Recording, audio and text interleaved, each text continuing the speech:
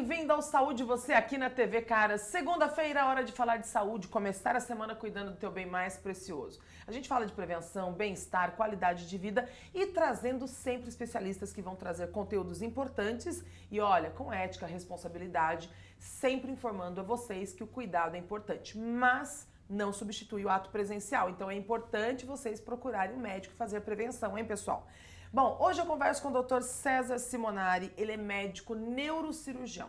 E o Dr. César vai falar de um tema que eu já até conversei com alguns especialistas e eu tenho mães de crianças que me acompanham nas redes sociais e que sofrem com a hidrocefalia. Tudo bem, doutor? Tudo bem. Seja bem-vindo ao programa. Obrigado. E para falar de um tema, doutor, que assim mexe muito comigo porque eu tenho mães que me seguem que as crianças têm hidrocefalia, eu cheguei a fazer matéria, cheguei a visitar. E é importante a gente trazer até essas informações, porque muitas pessoas que às vezes têm filho pequeno estão enfrentando esse momento agora, não sabem como lidar. Sim. Então vamos esclarecer para as pessoas um pouco sobre hidrocefalia. Sim. Doutor, o que é a hidrocefalia? Então, vamos lá, Duda. A hidrocefalia, ela é um acúmulo de líquido dentro do cérebro. Dentro do cérebro a gente normalmente tem umas cavidades que a gente chama de ventrículos, e essas cavidades, elas normalmente têm líquido. É o mesmo líquido que a gente colhe da espinha quando tem aquela suspeita de meningite, o líquor. O líquor. Tá? E a gente tem algumas situações em que isso pode configurar uma doença, que é o aumento desse líquido dentro do crânio. Então, os ventrículos ficam aumentados, essas estruturas, todas elas normalmente vão ter um acúmulo de líquor, tá? E esse acúmulo de líquor é o que configura essa doença, que é a hidrocefalia. E que vai aumentando, muitas vezes, a cabeça da pessoa. Exatamente. Então, a hidrocefalia, quando ela tem essa característica na criança, principalmente, ela vai ter, normalmente, o diagnóstico feito justamente por aumentar a cabeça da criança, antes da cabeça fechar. Mas assim, eu vi casos de crianças, mas pode acontecer em qualquer idade, doutor? Pode acontecer em qualquer idade. As duas idades mais comuns... Pode desenvolver. Nossa. Inclusive, na faixa etária dos idosos, isso é muito mais frequente de desenvolver ao longo da vida. Então, os dois grupos que a gente mais tem é a criança e o idoso. Eu falo que a gente está sempre aprendendo, né? Olha só, 8 anos fazendo programa de saúde, eu falo que cada especialista traz uma informação importante. Então, uma pessoa que, por exemplo, nasceu normal, não tem problema nenhum, ela pode desenvolver a hidrocefalia por um acúmulo de líquor depois de um tempo? Pode. As principais causas que a gente vai ter, e isso vai variar muito de acordo com a idade. Tá. Então, na criança, no bebê, normalmente o recém-nascido... Ele nasce. Ele pode nascer com isso, às vezes alguma malformação dentro do útero ainda. Tá. Ao longo da vida, normalmente, para acontecer a hidrocefalia, ela vai ter relação com alguma outra doença. Então, o paciente pode ter um tumor cerebral secundário, exatamente. Tá. Então, acidentes, traumas, algum tipo de tumor, uma meningite, uma infecção. E no idoso, a gente vai ter uma outra condição que tem até um nome diferente, que é a hidrocefalia de pressão normal. Essa hidrocefalia de pressão normal, normalmente, ela vai começar a acontecer depois lá dos 60, 65 anos de idade. Mas então a gente pode ter quadros em qualquer idade, mas que vão ser sintomas um pouquinho diferentes. Quando a gente fala de acúmulo de líquido no cérebro, assusta, né? Fala, nossa, acúmulo de líquido. Mas quais são os problemas que além, por exemplo, do crescimento da cabecinha da criança, mas quais são os problemas que o aumento de líquido ali naquela região podem causar? Então, da mesma forma que a causa varia de acordo com a idade, o tipo de sintoma, né, os problemas que ele vai causar, eles também variam bastante de acordo com a idade. Na criança, que é esse mais comum que a gente pensa, tem essa questão então do desenvolvimento, né? Então a cabeça da criança, enquanto ela não fechou ainda a moleira, né, os ossinhos ainda não grudaram, ela vai começando a aumentar. Então ela tem esse aumento que a gente chama do perímetro cefálico, que aí não precisa nem de exame para avaliar, né? Você vai percebendo só porque a criança está saindo da curva. E junto com isso, como esse acúmulo de líquido ele vai gerar alguma disfunção na atividade do cérebro, são crianças que, se a gente não tratar a tempo, elas podem começar a ter distúrbio cognitivo, então ter uma dificuldade para desenvolver a capacidade ali de falar, de andar, de caminhar, de interagir. E em alguns casos, se isso for um acúmulo muito rápido e a gente não identificar e não tratar a tempo, pode ser até fatal. Então ela é uma doença que ela pode ser esse curso meio devagar, meio lento, mas em alguns casos em que ela acontece muito rápido, a gente tem que agir até em forma ali urgente para tentar salvar a vida da criança. No adulto, na criança mais velha e até em alguns idosos, como tem a ver com uma causa mais secundária, o sintoma ele vai variar muito de acordo com o que está causando aquilo, mas acho que a principal coisa que as pessoas vão reclamar é dor de cabeça. Mas é uma dor de cabeça meio diferente, não é aquela dor de cabeça comum que a pessoa já tinha, costuma ter às vezes um borramento da visão, ou perder a coordenação, é uma coisa que sai um pouco ali daquela dor de cabeça convencional. E no idoso, o idoso é o que tem o sintoma mais diferente, essa hidrocefalia de pressão normal que a gente falou. Porque os sintomas que eles vão ter normalmente vão ser sintomas, por exemplo, uma dificuldade de memória, ele começa a esquecer das coisas, começa a não lembrar muito bem o que ele está fazendo. Um outro sintoma que é muito comum é incontinência urinária, então não consegue reter a urina, começa a ter que usar fralda ou às vezes não dá tempo de chegar no banheiro. E uma outra coisa que ainda vai atrapalhar é que pode dar uma dificuldade para caminhar. Então a pessoa muitas vezes perde a capacidade de coordenação. A hidrocefalia. E esses três conjuntos de sintoma que a gente falou agora, a incontinência urinária, a dificuldade para caminhar ou da coordenação motora e principalmente a alteração de memória, são os sintomas que vão ser mais comuns nessa hidrocefalia de pressão normal. Eu tenho uma pergunta, não está aqui no meu roteiro, mas eu fico lembrando das coisas que as pessoas me perguntam nas redes sociais, o pessoal me pergunta muita coisa. Sim. E na hidrocefalia, teve uma mãe que me perguntou, porque tem uma criança com hidrocefalia que colocou uma válvula, alguma coisa, e a cabecinha da criança não cresceu na proporção que a filha dela cresceu. Tá. E ela queria que eu falasse um pouco sobre isso. Tá. Explica pra gente um pouquinho, doutor, qual o tratamento que de repente pode evitar que a cabecinha da criança cresça tanto? O tratamento da hidrocefalia, de modo geral, independente da idade, ele é bem parecido. Então, a primeira coisa que a gente precisa fazer é tirar esse excesso de líquido.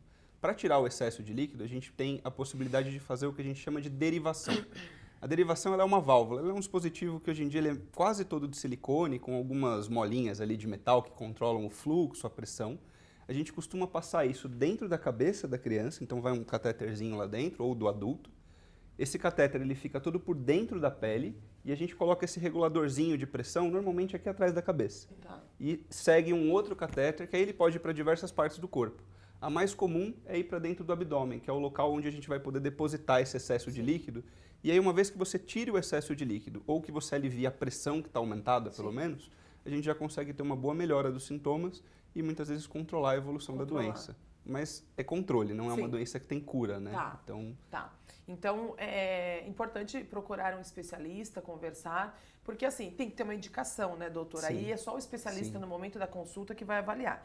Agora, quando o senhor falou dos sintomas, dos últimos casos que o senhor falou, do xixi, da dificuldade de andar, quando o senhor citou alguns sintomas, não fica um pouco parecido com Parkinson, com Alzheimer? Não dá uma lembradinha ali nesse tipo de doença? Inclusive, esse, na verdade, é um dos maiores diagnósticos diferenciais que a gente tem. E aí, dessas doenças todas, na verdade, o Alzheimer acho que é a que mais confunde, né? Os quadros de demência, de alteração de memória. Como ela é uma doença que ela pode dar essa alteração de memória bastante importante, a gente considera ela como sendo um dos diagnósticos diferenciais tratáveis. Porque o Alzheimer é uma doença que também não tem cura, mas é difícil de controlar a evolução. Os remédios, eles são remédios que não têm muito controle. E, de repente, às vezes a gente está começando com um Alzheimer que está progredindo muito rápido, que tem algumas características meio diferentes ali, e na hora que você vai fazer a investigação, você descobre que era uma hidrocefalia de pressão normal. E aí, tratando, às vezes, o paciente melhora. Entendi. Então, é uma doença que é importante a gente tentar diferenciar, a gente tentar ir atrás de investigar.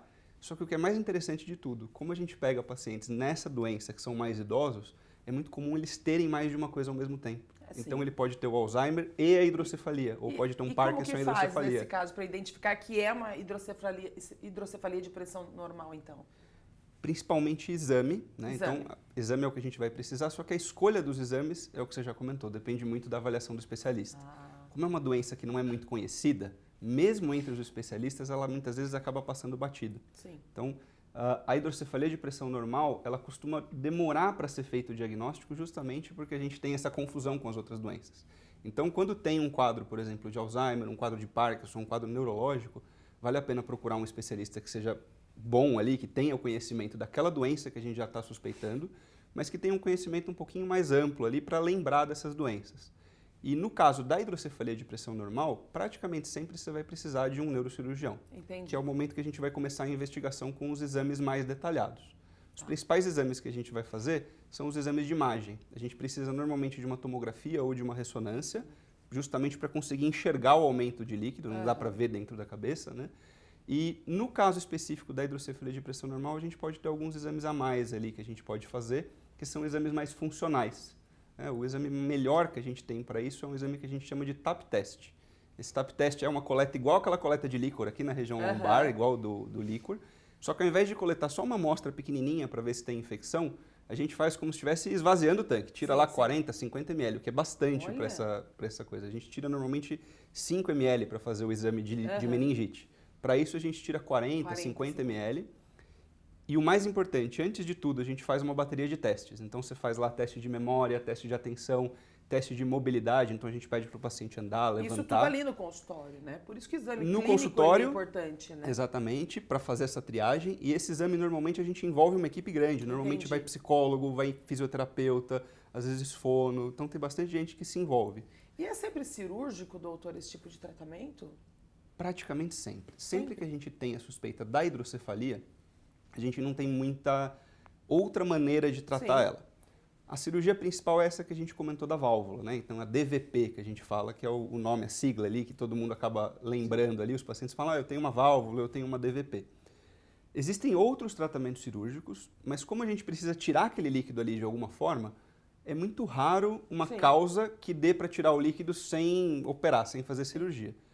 Essa DVP é a mais comum, em alguns casos, principalmente naqueles secundários que a gente falou, então vai ser mais para o adulto ali no meio do caminho ou para algumas crianças um pouco mais velhas, a gente tem algumas opções como, por exemplo, a endoscopia cerebral. A gente pode entrar com uma câmera dentro desses ventrículos, procurar algum lugar que esteja obstruído, um lugar que a gente consiga muitas vezes desfazer a obstrução. Mas praticamente sempre é cirúrgico. Doutor, para encerrar a pergunta que não quer calar, a gente fala de prevenção, bem-estar e qualidade de vida. Sim. Tem como prevenir essa doença? Na prática, não. Na prática, não. Na prática, não. Na criança, não é exatamente prevenir, mas o diagnóstico precoce, então o acompanhamento do pré-natal é essencial. A hidrocefalia, muitas vezes, ela pode ser identificada já no útero, então durante a gravidez, durante a gestação. Inclusive, hoje em dia, a gente tem algumas técnicas novas sendo desenvolvidas, né? Algumas não são nem tão novas, mas estão começando a chegar agora, em que é possível, muitas vezes, fazer até cirurgia dentro do útero, enquanto a mulher ainda está grávida. Olha, então, gente, o bebê já nasce numa condição melhor. Como isso ainda não é muito disponível, muitas vezes a gente faz a cirurgia logo depois que o bebê nasce. Tem alguns casos, por exemplo, que vem associado com uma outra doença que a gente chama de mielomeningocele, que é quando as costas não fecham, né? As costas não fecham. E muitas vezes ela vem junto, Vem junto, exatamente. Então a gente muitas vezes faz o fechamento logo que nasce dessa mielomeningocele e a hidrocefalia depois de algumas semanas, muitas vezes. Para essa tem uma prevenção, que seria usar o ácido fólico adequadamente durante a gravidez. No caso já do adulto e do idoso, a gente fala muito mais em diagnóstico precoce do que necessariamente prevenir. Suspeitar logo, procurar logo o especialista para conseguir investigar, é o que ajuda muito. Bom, mulherada, vocês aí que estão na fase de gestação, é muito importante acompanhamento profissional. Faça o seu pré-natal, tome o ácido fólico, siga orientações médicas, porque você pode sim cuidar do seu bebê enquanto ele está sendo ali formadinho e ter uma gravidez tranquila, caso apresente algo, você já correr para fazer o tratamento, tá? Não espera para depois o que você pode fazer, inclusive hoje. Doutor César Simonari, obrigada pela sua presença mais uma vez. Uma ótima viagem. Muito obrigado. Tá indo para Harvard, olha só. A gente traz especialistas muito renomados, conceituados aqui no Saúde Você. O Dr. César é um deles e eu fico muito feliz em recebê-lo aqui no Saúde Você. Volte sempre. Muito obrigado pelo convite. Obrigada, doutor. E agora a gente continua falando de saúde com vocês.